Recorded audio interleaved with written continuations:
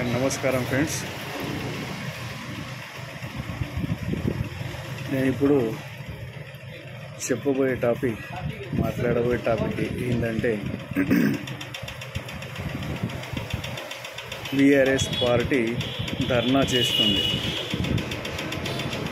BRS party ధర్నా చేస్తుంది. ఎందుకు చేస్తుంది? దానికి కారణాలు ఏంటి మనం తెలుసుకుందాం.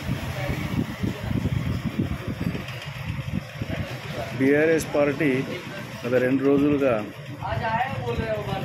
రాష్ట్ర వ్యాప్తంగా ధర్నాలు చేస్తుంది.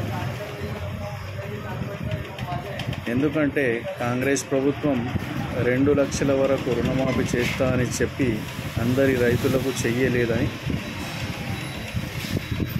చెప్తూ ధర్నాలు చేస్తుంది. అయితే మనము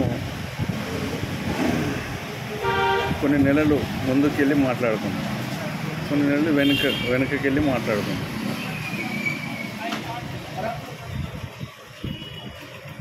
యాక్చువల్గా బీఆర్ఎస్ ప్రభుత్వం అధికారంలో ఉన్నప్పుడు 1,00,000 వరకు ఎవరి రుణాలు అయితే బ్యాంకులో ఉన్నాయో క్రాప్ లోన్స్ వాటిని మాఫీ చేస్తామని చెప్పి ఎంతమంది రైతు రుణాలు మాఫీ చేయడం జరిగింది. మరి చేయకపోతే దానికి కారణాలేంటి?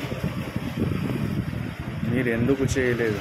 మరి ధర్నాలు అది కూడా దాని విషయం కూడా మాట్లాడండి, చెప్పండి ప్రజలకు. మీరు ఊరికే ధర్నాలు చేయడం కాదు,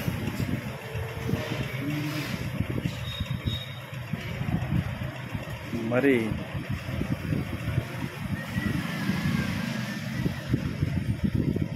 ఈరోజు 2 లక్షల వరకు రుణమాఫీ. 2 లక్షలు అంటే ఒక్క రైతు కుటుంబానికి 2 లక్షల వరకు.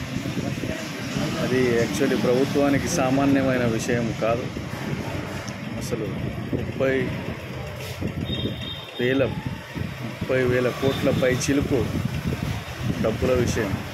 అసలు యాక్చువల్గా అంత డబ్బు అసలు ఎలా సమకూరుస్తారు? ఎలా రుణమాఫీ అవుతుంది? ఇది చాలా పెద్ద విషయం. మరి మీరు అనొచ్చు, మరి సాధ్యం కానప్పుడు ఎందుకు హామీ ఇచ్చారని. అదే కేసీఆర్ అధికారంలోకి రావడానికి మేము 1,00,000 వరకు రుణమాఫీ చేస్తామని చెప్తే వాళ్ళ కాంగ్రెస్ పార్టీ వీళ్ళు అధికారంలోకి రావడానికి 2 లక్షల వరకు రుణమాఫీ చేస్తానని చెప్పారు. అంటే యాక్చువల్గా కానిపోని హామీలు ఏ ప్రభుత్వమైనా ఎవరు కూడా ఇచ్చి ప్రజలకు ఇబ్బంది పెట్టద్దు, రైతులకు ఇబ్బంది పెట్టద్దు.